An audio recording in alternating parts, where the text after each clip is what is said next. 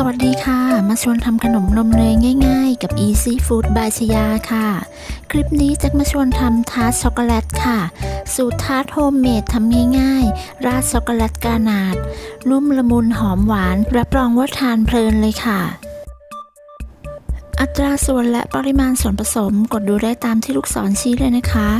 ก่อนจะไปดูวิธีทำอย่าลืมกดติดตามกด Subscribe เพื่อเป็นกำลังใจให้กันด้วยค่ะขั้นตอนแรกเราก็จะมาผสมเนยกับน้ำตาลทรายค่ะเนยที่ใช้ก็จะเป็นเนยนิ่มที่มีอุณหภูมิห้องนะคะจากนั้นใส่น้ำตาลทรายลงไปค่ะแล้วก็คนเนยและน้ำตาลทรายให้เข้ากันค่ะพอคนเนยกับน้ำตาลทรายจนเข้ากันดีแล้วนะคะเราก็จะใส่ไข่1ฟองค่ะจะใช้เป็นไข่ไก่เบอร์2นะคะจากนั้นก็ใส่กลิ่นวานิลลาเพื่อเพิ่มความหอมค่ะจากนั้นก็คนส่วนผสมให้เข้ากันพอคนส่วนผสมเข้ากันดีแล้วต่อไปเราก็จะใส่แป้งค่ะจะใช้เป็นแป้งเค้กนะคะหรือเพื่อนๆจะใช้เป็นแป้งสาลีอเนกประสงค์ก็ได้ค่ะร่อนแป้งเค้กและเกลือลงไปในส่วนผสมค่ะจากนั้นก็ใช้ตะกร้อมือคนส่วนผสมให้เข้ากันค่ะในขั้นตอนนี้จะใช้มือนวดให้เข้ากันก็ได้นะคะหรือว่าถ้าใครไม่ถนัดก็สามารถใช้ไม้พายคนให้เข้ากันจนจับตัวเป็นก้อนแบบนี้ได้ค่ะแต่ไม่ต้องคนนานนะคะแค่ให้พอเป็นก้อนก็พอค่ะจากนั้นค่ะเราก็จะนำส่วนผสมที่ได้มาวางบนแผ่นพลาสติกค่ะแล้วก็ทำการปิดไว้นะคะแบบนี้ค่ะพับพลาสติกด้านข้างเข้ามานะคะให้มีลักษณะเป็นสี่เหลี่ยมค่ะเกลี่ยกระจายแป้งทาร์ตให้ทั่วนะคะเป็นลักษณะสี่เหลี่ยมตามพลาสติกเลยค่ะจากนั้นค่ะเราก็จะนำแป้งทาร์ตไปพักไว้ในตู้เย็นประมาณ1ชั่วโมงค่ะหลังจากพัก1ชั่วโมงแล้วนะคะเราก็จะนำแป้งทาร์ตที่ได้ออกมาค่ะจากนั้นก็จะทำการตัดแบ่งชิ้นค่ะจะตัดเป็นชิ้นเล็กๆเพื่อให้สะดวกในการที่จะหยิบมาปั้นใส่ทาร์ตนะคะหยิบแป้งทาร์ตออกมานะคะแล้วก็ปั้นเป็นก้อนกลมค่ะแต่ละก้อนจะให้น้ำหนักอยู่ที่ประมาณ 24-25 กรัมนะคะ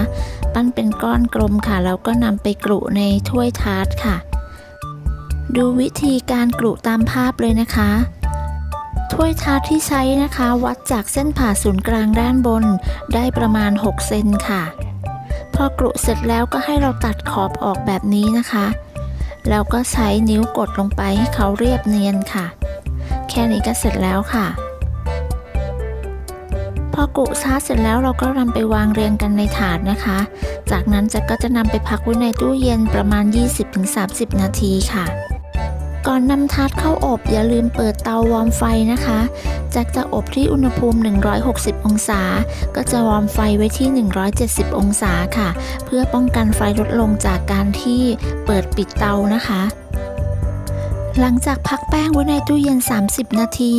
ก่อนนำทาร์ตเข้าอบนะคะให้ใช้ซ่อมจิ้มไปที่ก้นและก็ด้านข้างของทาร์ตค่ะเพื่อป้องกันการพองฟูของทาร์ต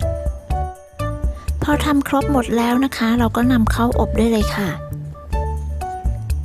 อบด้วยอุณหภูมิ160องศานะคะจะใช้เวลาอยู่ที่ประมาณ25นาทีค่ะวางไว้ชั้นล่างของเตาอบนะคะโดยช่วง10นาทีแรกจะใช้ไฟบนล่างแบบเปิดพัดลมค่ะหลังจากนั้นก็ใช้ไฟบนล่างไม่เปิดพัดลมจนกระทั่งสุกค่ะพอครบเวลาทาร์ตของเราก็จะสุกแล้วนะคะเราก็จะนำออกมาพักไว้ให้เย็นค่ะพอทาร์ตเย็นแล้วนะคะก็ให้นำออกจากพิมพ์ค่ะตัวทาร์ตที่ได้ก็จะมีความสวยงามนะคะไม่หนาแล้วก็ไม่บางเกินไปนะคะก้นไม่ยุบค่ะได้ก้นสวยๆแบบนี้เลยแล้วก็หอมมากๆด้วยค่ะจากนั้นเราจะไปทำช็อกโกแลตกานาดค่ะนำวิปปิ้งครีมไปต้มให้ร้อนนะคะจะนำวิปปิ้งครีมไปต้มนะคะโดยใช้ไฟอ่อนค่ะให้พอเดือดน้อยๆนะคะจากนั้นก็ใส่มิลค์ช็อกโกแลตและดาร์กช็อกโกแลตลงไปค่ะจากนั้นแช่ดาร์กช็อกโกแลตและมิลค์ช็อกโกแลตในวิปปิ้งครีมร้อนนะคะประมาณ2นาทีจากนั้นก็คนส่วนผสมให้เข้ากันค่ะคนส่วนผสมของวิปปิ้งครีมและช็อกโกแลตให้เข้ากันนะคะจนช็อกโกแลตละลายดีค่ะจากนั้นเราก็จะพักเขาไว้ให้อุ่นๆนะคะจะนำมาใส่ถ้วยแบบนี้นะคะเพื่อสะดวกในการเทใส่ถ้วยทาร์ตค่ะ เมื่อช็อกโกแลตของเราอุ่นลงแล้วนะคะ ก็นำไปเทใส่ถ้วยทาร์ตแต่ละถ้วยได้เลยค่ะ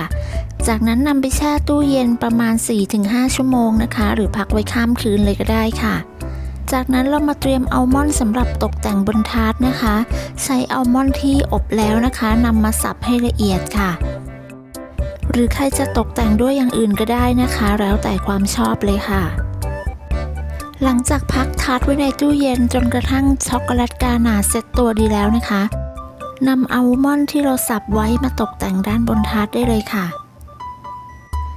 เพียงเท่านี้ก็เสร็จแล้วนะคะสำหรับทาร์ตช็อกโกแลตกานาของเราทำง่ายมากๆเลยนะคะถ้าเพื่อนๆชอบทานช็อกโกแลตหรือว่าชอบทานทาร์ตก็ลองทำสูตรนี้ดูนะคะรับรองว่าอร่อยถูกใจแน่นอนค่ะตัวทาร์ตสูตรนี้นะคะจะมีความกรุบกรอบหอมเนยทานกับช็อกโกแลตกานานุ่มๆนะคะช็อกโกแลตกานาสูตรนี้ไม่ขมนะคะมีความหอมหวานแต่ไม่หวานแสบคอนะคะรับรองว่าอร่อยทานเพลินเลยค่ะขอบคุณสำหรับการติดตามรับชมคลิปนี้นะคะถ้าเพื่อนๆชอบก็อย่าลืมกดไลค์กดแชร์กดติดตามเพื่อเป็นกำลังใจให้กันด้วยนะคะแล้วก็อย่าลืมกดกระดิ่งแจ้งเตือนเพื่อที่จะไม่พลาดในคลิปครั้งต่อไปด้วยค่ะสำหรับคลิปนี้จะต้องลาไปก่อนแล้วนะคะพบกันใหม่คลิปหน้าค่ะสวัสดีค่ะ